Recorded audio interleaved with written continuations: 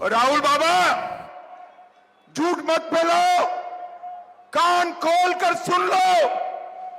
Congress party अगर आरक्षण हटाना चाहती है तो भी जब तक भाजपा का एक एक कार्यकर्ता जिंदा है, हम SC, ST, OBC के आरक्षण को हटाने नहीं देंगे। ये मोदी का गारंटी। पहले संविधान पर पीएम का ऐलान, अब आरक्षण पर अमित शाह का ऐलान। आमतौर पर या किसी भी आइडियल कंडीशन में इसे बहस का दी एंड यानी अंत होना चाहिए था, पर हुआ उल्टा।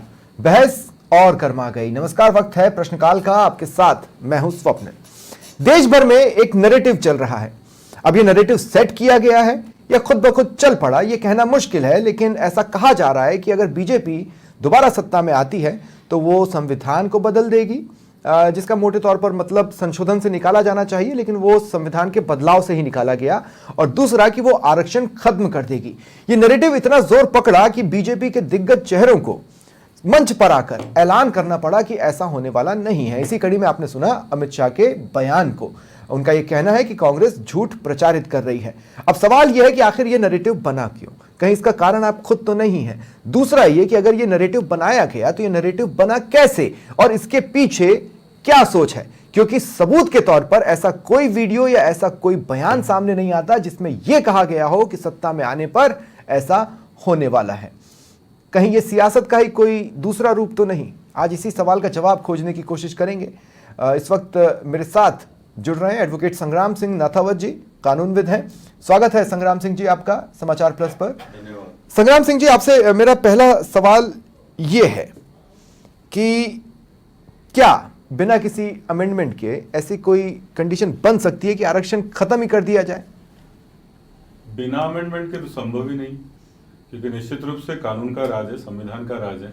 संविधान के प्रावधानों के अनुरूप ही आरक्षण लागू किया गया, तो इसको हटाने के लिए भी जो कॉन्स्टिट्यूशनल प्रोविजंस हैं उनका ही पालन करना होगा। जैसे क्या प्रोसेस रहेगा अगर कोई सरकार या कोई भी अगर करना चाहती है, और दूसरा कि अगर वो ऐसा कर देती है तो क्या वो सुप्रीम कोर्ट में स्टैंड कर सकता है?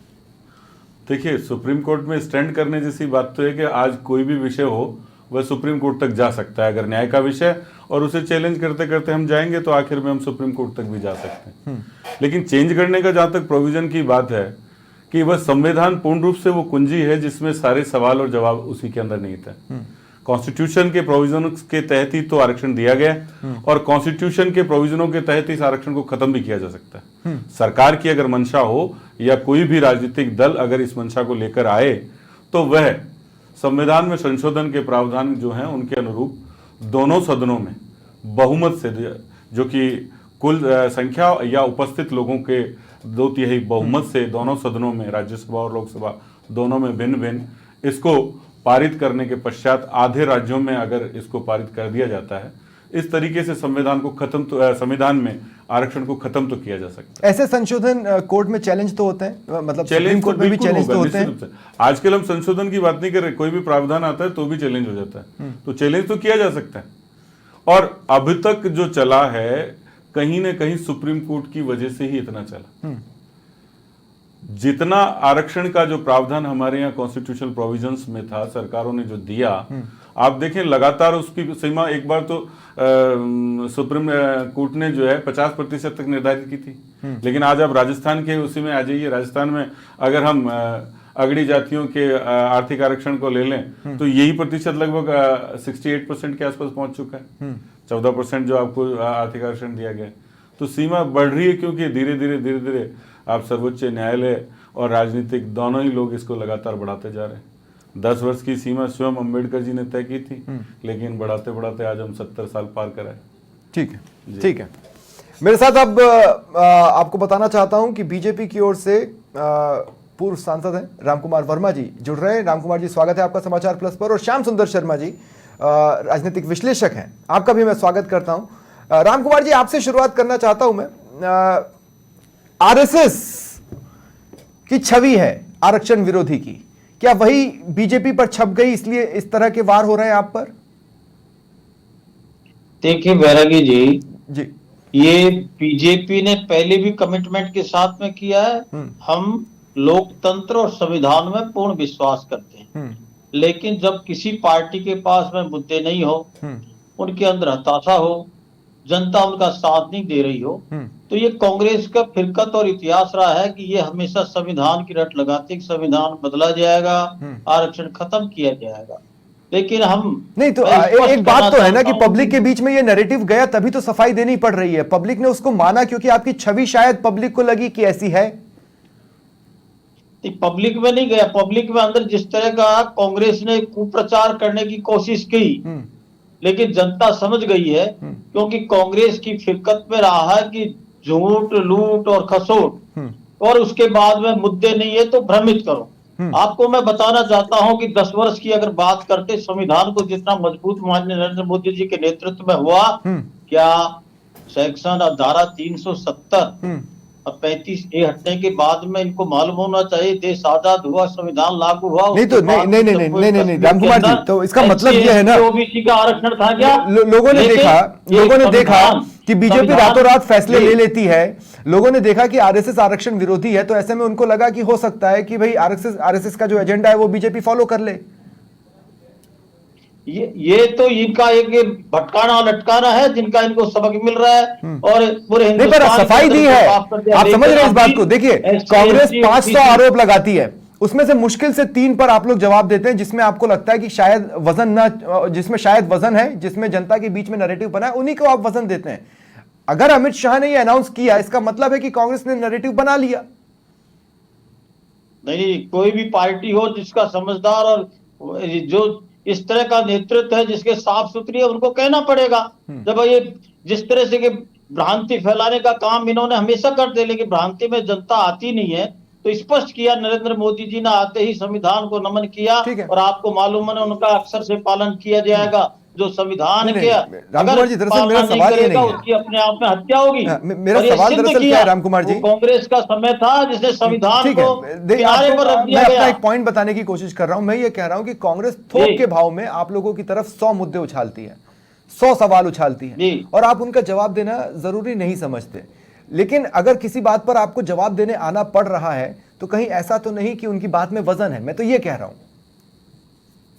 देखिए, झूठी चीजों का जवाब देने का औचित्य ज्यादा नहीं होता, लेकिन चूंकि ये देश की जनता को जिसमें भ्रमित करने की कोशिश करते हैं संविधान बोलेंगे, अरे इनका करेक्टर देखिए, संविधान के साथ में इन्होंने प्रेमबल को बदला।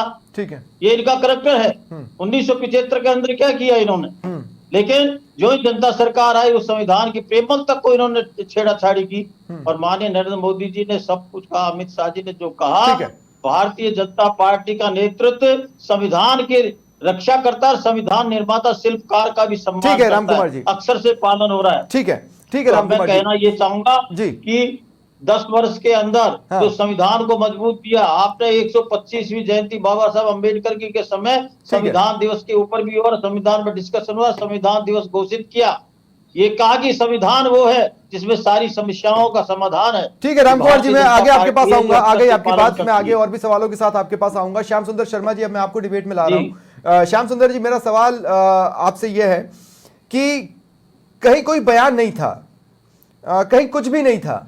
अच्छा, मेरे साथ कांग्रेस की ओर से प्रोफेसर सीबी यादव जी भी जुड़ चुके हैं। सीबी साहब, स्वागत है आपका समाचार प्लस पर।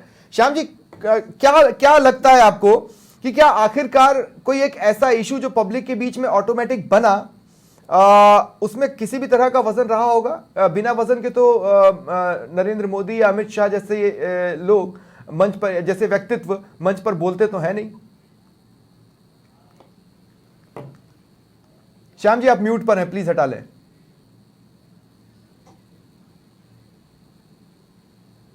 देखिए स्वप्निल जी, जब कांग्रेस ने कहा कि हम जातिगत आधार पर जनगणना कराएंगे और उनको अधिकार उस हिसाब से देंगे, अब देखिए का संविधान संशोधन तो होते रहे हैं, संविधान संशोधन में तो कोई दिक्कत ही नहीं है, लेकिन 400 पार का जब लोकसभा में आप नरेंद्र मोदी घोषणा करते हैं, 400 पार की जरूरत कब पड़ती है? तो 400 पार की जरूरत तो जब भी पड़ती है जब आप कुछ करना चाहते हो। तो इसलिए अब स्पष्ट कर रहे हो कि 400 आ भी जाएगी तो हम ऐसा करेंगे नहीं, क्योंकि हम लोकतंत्र में विश्वास करते हैं। और जिस प्रकार से आपने बार बार देखा, नहीं तो आप ये कह रहे हैं चोर की दाढ़ी में तिनका? नहीं, जब 400 पार की बात करने का मतलब क्या है? लोकतंत्र में पहले आप 400 पार की बात कैसे कर सकते हो? क्योंकि आपको आएगी तो ठीक है, आ जाएगी तो पब्लिक देगी तो कोई दिक्कत नहीं, लेकिन पहले को हम तो 400 पार होने वाले हैं, तो 400 पार की जरूरत कब क्यों पड़ती है? ये तो राम कुमार जी बता सकते हैं, बिना 400 पार के तो कुछ हो नहीं सकता। रामचंद्र जी, जनता का विश्वास है ये। नहीं, लेकिन श्याम जी, आ जाने की बात तो अलग बात है, पहले नहीं, लेकिन श्याम जी, ये मैं ये कह जनता रहा हूं, ने नहीं, 2 सेकंड, acceptance दे दी है कि श्याम जी, 400 मैं एक पार बात होगी पूछ रहा भाजपा, हूं, एनडीए। 400 पार में जो कर सकते हैं वो तो 350 पार और 300 के पार भी कर सकते हैं भाई। वो 370 हटाने की बात और बहुत सारी चीजें की ना, और समान अधिकारिता का नियम लाना और चीजें, बहुत सारी चीजें करने के बाद, लेकिन मेरा कहने का मतलब है कि अब देखिएगा, हर राजनीतिक पार्टी को SC ST के वोट चाहिए। अब आप देखिए, ओबीसी का प्रावधान किया, आर्थिक आधार पर हमने दिया ना, हमने सारी चीजें की ना, अभी भी की, उसके बाद भी की ना। अब इसके बाद स्थितियां, अब किस प्रकार का परिवर्तन करना चाहते नहीं चाहते, देखिए क्या मोहन भागवत ने तो एक बार कहा था, अभी तो राम कुमार जी को याद हो तो उसके बाद हाँ, मैंने बोला था उनसे, आरएसएस अपना पहले ही ये क्लियर कर चुकी है कि वो आरक्षण विरोधी है। और अगर आपको याद हो तो कितना उठापटक मची थी बिहार में मोहन भागवत जी ने नहीं कहा ये, उन्होंने कभी नहीं कहा, उन्होंने पूरे उनके अखिल भारतीय स्तर की उसमें कहा कि हम संविधान की रक्षा करेंगे, आरक्षण विरोधी नहीं है। मेरा कहने का ना, फिर स्पष्टीकरण आ गया था। हाँ। लेकिन देखिएगा कि सुप्रीम कोर्ट सुपरविजन के लिए है। अगर आप गलत करोगे, सुप्रीम कोर्ट उसके लिए बनाया है, इसलिए सुप्रीम कोर्ट के भाई राजनीतिक व्यक्ति अपने स्वार्थों की पूर्ति के लिए कुछ करते हैं तो सुप्रीम कोर्ट उस पर चैलेंज करके किया जाए, बदलाव कर। लेकिन आप बीच में कुछ हुआ ना, उसके बाद भी कुछ हुआ, बीच में हुआ था तो उसके बाद बदला गया ना। तो देखिए, पार्लियामेंट को अधिकार है, पार्लियामेंट चर्चा करके कुछ कर सकती है, लेकिन उसके लिए वही है कि 2/3 बहुमत की जरूरत है, और वो 400 पार की जरूरत है। अगर 400 पार राम कुमार जी आपके पास आ जाते हैं तो अगर कर लो तो फिर क्या करो, अब आपके पास तो फिर अधिकार आ गया। ठीक है, इसलिए सवाल, इसलिए कहा जा रहा है बार बार, ठीक है, कि आज अमित शाह ने कहा है कि देखिएगा कि हम नहीं बदलेंगे, तो कहने की जरूरत नहीं। आज की स्थिति उनके शब्द भी थोड़े से अलग थे। मैं एक बार पीसीआर से कहूंगा कि एक बार बाइट दोबारा चला दें, उसके बाद फिर मैं सीबी यादव साहब के पास चाहता हूं ताकि वो भी एक बार सुन ले कि अमित शाह ने कहा क्या है।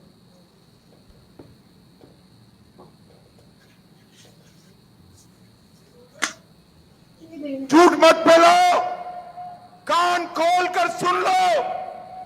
कांग्रेस पार्टी अगर आरक्षण हटाना चाहती है तो भी जब तक भाजपा का एक एक कार्यकर्ता जिंदा है, हम SC ST OBC के आरक्षण को हटाने नहीं देंगे। ये मोदी का गारंटी।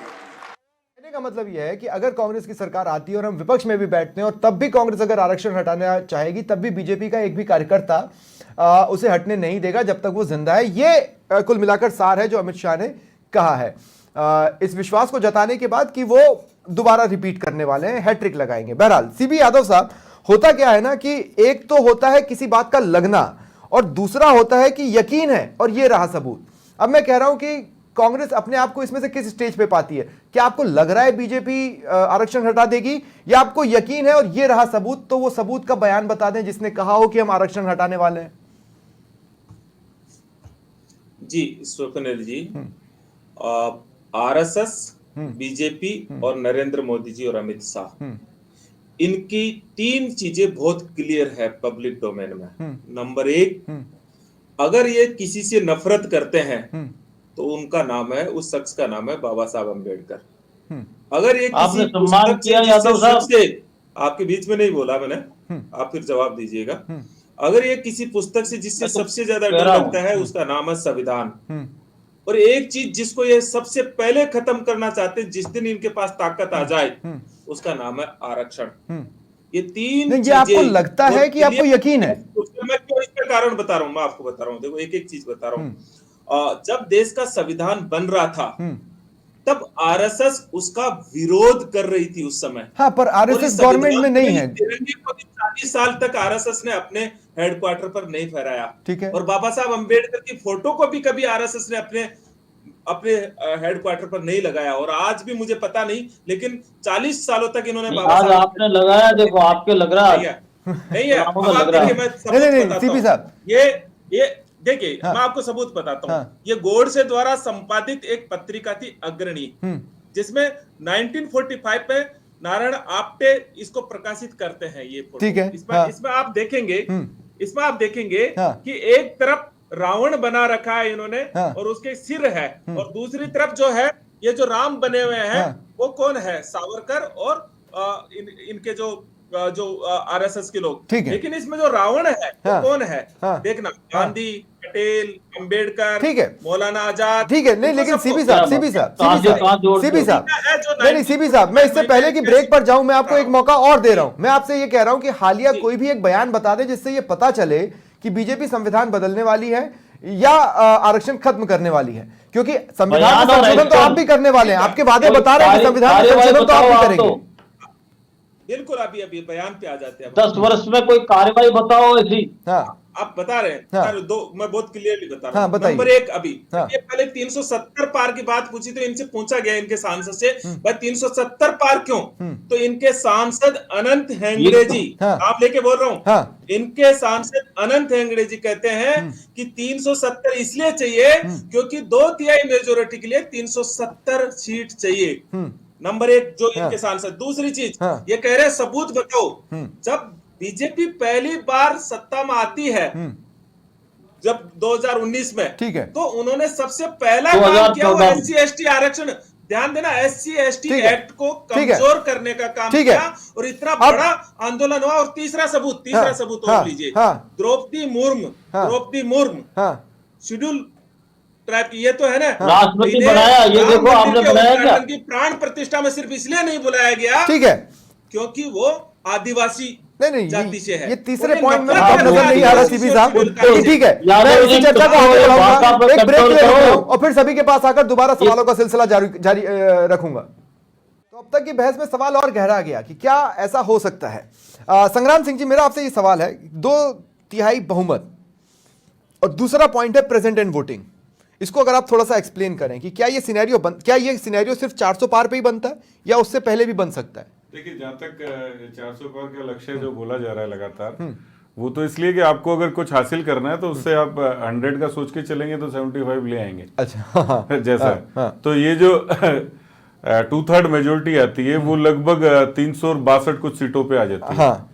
तो उपस्थित इसका और प्लस वहां राज्यसभा में भी दोनों सदनों में, और अगर आपकी 2/3 मेजोरिटी के बावजूद अगर उपस्थित लोग हैं उनका 2/3, तो प्रेजेंट का तो निश्चित रूप से हम ये मान के चलेंगे जब सदन में इस प्रकार का कोई बिल आएगा तो निश्चित रूप से अपोजिशन प्रेजेंट रहेगा। स्थिति में तो हाँ। होगा नहीं, होगा तो उनके लिए बहुत नुकसानदायक है। तो उपस्थित का मतलब तो पूरा ही माने तो 360 पार तो इनको चाहिए ही चाहिए अगर इस तरह का कोई कदम उठाना है तो 362 प्लस जो है वो तो इनको चाहिए। ठीक है। तो राम कुमार जी, मेरा आपसे सवाल है जी, कुछ जोड़ रहे हैं? प्लस आपकी आधे राज्यों की जो विधानसभाएं हैं, विधानमंडल जो है, वो तो पॉसिबल है, उनमें भी, वो अधिकतर जगहों पर बीजेपी की सरकार है, वो तो एक पॉसिबिलिटी बनती है। राम कुमार जी, मेरा सवाल आपसे ये है कि सचमुच मतलब जो चीज 350 के आसपास भी हो सकती है पर जो चीज 362 के नीचे नहीं हो सकती और 362 के ऊपर ही हो सकती है, ऐसी क्या क्या चीजें आपके वादों में कुछ नहीं ऐसा दिख नहीं रहा है? मतलब आप यूसीसी लाना चाहते हैं तो वो आप 300 पे भी ला सकते हैं। देखो, हमारा क्या राजनीतिक जो हमने टारगेट रखा है उसके पीछे है कि विकसित भारत 2047 हमको करना है और भारत का सीनियर जो बदलना है और जनता की एक्सेप्टेंस है उसके आधार पर सर्वे है हमारा कार्यकर्ता। ठीक है, लेकिन मैं ये कह रहा हूं कि 362 ही क्यों पार करना है या 370 ही क्यों पार करना है? ये गारंटी भी आपको मैं बताऊं कि हमारे नेतृत्व ने बार बार दी है और ये सिद्ध किया है। नहीं देखिए नहीं राम कुमार जी, देखिए मेरा सवाल समझिए, मैं आपसे क्या कह रहा हूं कि अगर आप 320 भी ले आए, आप मान लीजिए अगर आप 290 भी ले आए, तब भी आप यूसीसी ला सकते हैं, वन नेशन वन इलेक्शन की ओर कदम बढ़ा सकते हैं, वो सब कुछ कर सकते हैं। तो 400 पार सिर्फ मोरालिटी के बेसिस पर या सच में आपने कुछ सोच के रखा है कि 400 पार होगा इसलिए हमें ये चाहिए 400 पार?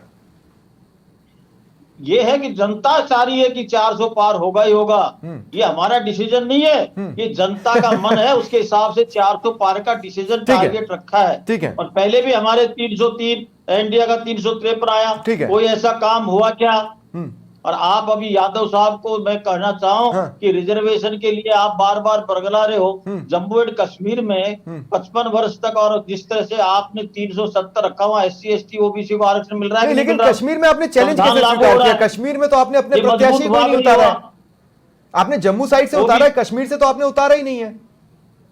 नहीं वो सब जगह जहां प्रत्याशी हमको उतारना वहां उतारे, लेकिन बीजेपी के पास में ठीक है। मैं बोलूं तब नहीं बोलेंगे आप। ठीक है, हाँ नहीं ठीक नहीं है, मैं तो नहीं बोलूंगा, लेकिन आप कम से कम भड़काने वाला ठीक है। पढ़े लिखे आदमी हो जाता ठीक है था। राम कुमार जी, और अब आप तो मैं देखते हो श्याम कि सुंदर जी, मैं आपके OBC पास आगे आऊंगा, लेकिन उससे पहले एक बार 1954 यादव साहब के पास और से जाना लेकर चाहता बचा के रखा। हूं। यादव साहब देखिए, कभी कभी क्या होता है ना, शब्दों के चयन से अंतर आता है। मैं आपसे ये कह रहा हूं कि जब ज्योति मिर्धा ये कहती हैं कि अगर आप 400 पार कराएंगे तो हम संविधान बदल देंगे, मुझे लगता है कि उसके पीछे कारण संशोधन हो सकता है। मैं कह रहा हूं संशोधन तो आपको भी बहुत से करने हैं। आपके वादों को अगर हम देखते हैं, अगर आपको 50% कैप हटाना है तो संशोधन करना है, वो भी संविधान की मूल भावना के खिलाफ होगा। तो इस तरह की चीजें, मतलब फिर कांग्रेस क्या इतर करना चाहती, करना तो यही चाहती है कांग्रेस भी। संविधान संशोधन और संविधान को बदलना ये दो अलग अलग चीज है। बिल्कुल इन दोनों को कभी आपस में आप साथ ला ही नहीं सकते हाँ। हो। संविधान संशोधन एक सतत प्रक्रिया है जिसमें आवश्यकता अनुसार, परिस्थितियों के अनुसार संशोधन होते रहते हैं। हाँ। लेकिन संविधान को बदलने के लिए आपको दो चीजें बड़ी महत्वपूर्ण करनी पड़ेगी। सबसे पहला, अनुच्छेद 368 को ही चेंज करना पड़ेगा कि नई संविधान सभा जो बनाए। पीएम मोदी और बोल रहे दूसरा, हैं, जो बेसिक जो पीएम मोदी ऐलान कर रहे हैं, देश की जनता भी देखिए सीबी साहब, खत्म करना पड़ेगा। यादव साहब, मैं ये कह रहा हूं कि जब मोदी जी ये बोल रहे हैं कि हम संविधान नहीं बदलेंगे, बाबा साहेब भी आ जाएं तो नहीं बदल सकते, और जब अमित शाह कह रहे हैं आरक्षण खत्म नहीं होगा, हम जान लगा देंगे, तो इन दोनों बातों से भी आपका मतलब, लोग तो देख रहे हैं ना, लोगों के बीच में ये बयान आ चुके हैं। अब वो अगर ऐसा करेंगे तो वो तो उनके लिए डेडली होगा। क्या बात करते हो, जिनका एकमात्र, मैं कह रहा हूं आरएसएस, बीजेपी, नरेंद्र मोदी और अमित शाह का एकमात्र आप भ्रमित करने का एजेंडा चला रहे हो यादव साहब। बीच में नहीं बोल रहा था। आप देखो सिद्ध करो कि आप कौन सा एक्शन लिया जिससे संविधान के लिए खतरा हुआ हमारे द्वारा, ये बताओ आप। हाँ नहीं मैं बहुत गंभीरता से सुनूंगा। ठीक है। आप तो हमें ये बताओ कि वो एक्शन लिया ठीक है, तो राम कुमार जी का चैलेंज है कि अब तक के 10 साल में एक ऐसा काम बता दीजिए यादव साहब, जिससे ये पता चल जाए कि वो संविधान की मूल भावना के खिलाफ हो गया। जी पहले ये बताओ। मैं मेरी लाइन को, सेंटेंस को, एकमात्र एजेंडा जो ये 1947 से लड़ते आ रहे हैं, एकमात्र एजेंडा कि जिस दिन इनकी परिस्थिति अनुकूल हो गई उस दिन बाबा साहब अंबेडकर के संविधान को बदलना है। इनका मकसद ये नहीं कि संविधान खत्म हो जाएगा, संविधान तो उत्तरी कोरिया में भी है। नहीं, पर संविधान की मूल संविधान भावना तो तो मूल रशिया में भावना भी है। रही नहीं ना यादव साहब। नहीं है। संविधान की वो मूल जो भावना, मूल भावना, जब जो संविधान बना था और उसकी जो मूल सामाजिक भावना न्याय की थी, मूल इतने भावना संशोधनों है, के बाद वो मूल उसको भावना खत्म करना के है। तौर पर बची ही नहीं है। हाँ, दूसरी चीज ये है, नहीं। आप इनसे पूछिए। यादव साहब डिफ्लेक्ट मत करिए प्लीज, मेरा जो सवाल आपसे था वो सवाल ले लीजिए। मैंने आपसे ये कहा कि संविधान की जो भी मूल, सवाल का जवाब आ गया ना। हाँ, मैं आपसे पूछता हूँ, मैं आप कह रहा हूं कि आपके भी तमाम संशोधनों की वजह से संविधान की जो मूल भावना थी वो तो कब का खत्म हो चुकी है। पूरी विचारधारा चल रही है। नहीं, उस व्यक्ति का मेरा नाम सवाल बता आपसे दीजिए। है यादव साहब, मेरा सवाल आपसे है जी। कि संविधान की जो मूल भावना थी जब संविधान बना था, तमाम तरह के संशोधनों से उस मूल भावना को तो आप भी खत्म कर चुके हैं, तो वो मूल भावना तो बची नहीं ना संविधान की जो शुरुआत में थी। कौन सी कोई एक उदाहरण, बानो वाला मामला, बानो वाला केस, कौन सा एक या उदाहरण? बानो वाला केस, या फिर आरक्षण को कंटिन्यू करने का सोचना। संशोधन नहीं है, मैं आपको बताऊं, वो संविधान संशोधन नहीं है, जो वो तो एक कानून और संविधान प्रियम्बल में चेंज किया आपने यादव साहब, नहीं है। आप अब मैं आपको प्रियम्बल मैं श्याम जी को एक बार बीच में लाना चाह रहा हूँ। शब्द जोड़े हैं, ठीक, मैं श्याम जी को बीच में लाना चाह रहा हूँ। श्याम जी मेरा अंतिम सवाल है, 2 मिनट श्याम जी, मेरा अंतिम सवाल है, क्या ये बहस का दी एंड है या फिर आपको लगता है ये बहस अभी चलती रहेगी? अभी तो 6 फेजेस और हैं।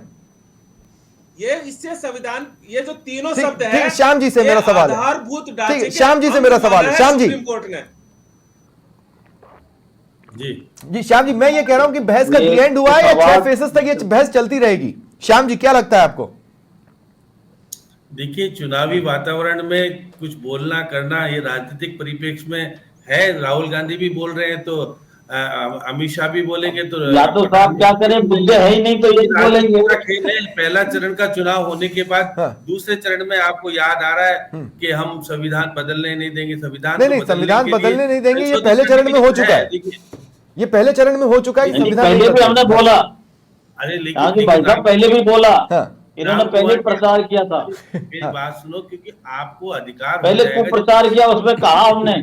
राम कुमार जी 2 मिनट विश्लेषण कर रहे हैं बस। हाँ, संविधान में संशोधन तो आवश्यकता के अनुरूप बदले जा रहा है, संशोधन तो किया जा रहा है, संशोधन होते हैं, संशोधन अमेंडमेंट में कोई दिक्कत नहीं। संविधान बदल देंगे ये तो यादव साहब, आप क्योंकि जातिगत आधार पर अधिकार दोगे तो भी बदलेंगे। बहुत सारी चीज आपने 50% हाँ 50% का क्या बताने के लिए आपको संशोधन लाना पड़ेगा, आप भी तो मूल भावना को बदल देंगे। यादव साहब पिछली जाति बढ़ाएंगे, बाबा साहब अम्बेडकर यहाँ से बहस धीरे हो जाए। तीन ग्रुप बढ़ाए जनगणना करवा करके यादव साहब बहुत पॉइंट क्लियर है, पॉइंट बहुत क्लियर है। अगर 50% कैप आप हटाएंगे, राहुल गांधी कह रहे हैं हम 50% कैप हटाएंगे, तो संविधान की मूल भावना के खिलाफ ही होगा। आप समझिए, कैसे बदलेंगे? अरे आप सुनो तो सही मेरी बात तो सुनो। आप अगर 50% आप तो फिर क्या होगा? हाँ। वो तो संशोधन करना पड़ेगा या संविधान बदलना पड़ेगा। आपने 50% का आरक्षण का उसमें नियम बनाया है ना, उस नियम को बदलने के लिए क्या करोगे फिर? कौन सा आर्टिकल? कौन सा आर्टिकल? आप सुप्रीम कोर्ट ने खुद बताया भाई कि 50% के ऊपर नहीं होना चाहिए। मैं भी तो देखो, मेरे पास भी तो पर सुप्रीम कोर्ट ने कहा है ना कि 50% के ऊपर आरक्षण नहीं होना चाहिए। इसमें कहाँ कंफ्यूजन है यादव साहब? नहीं, आप देखिए श्याम सुंदर जी, 50% की कैप टूट चुकी है ईडब्ल्यूएस के आरक्षण में। हाँ, ऑलरेडी टूट चुकी है। फिर आप क्या करोगे? राहुल गांधी को नहीं पता था। 50 की कैप टूट गई है, ठीक है, संविधान को कोई खतरा नहीं है, वो जातिगत नहीं है, उसको आरक्षण मिल गया है। ठीक है, देखिए तो आप क्या करेंगे? नहीं ठीक है, वो मुझे समझ में आ गया कि ये बहस का दी एंड नहीं है। हाँ। 50%। ये इंदिरा साहनी ठीक केस है, में आया था ठीक है। 1992 में, जिसको नरेंद्र इंदिरा साहनी केस में। आप यादव जी बोलो, मैं आधी मिनट में बात नहीं ठीक है, मैं इस डिबेट को खत्म करता हूं। मुझे लगता है इसकी आगे बात नहीं हो पाएगी। बहुत बहुत शुक्रिया आप सभी का जुड़ने के लिए और चर्चा में शामिल होने के लिए। ये था आज का प्रश्नकाल। नमस्कार।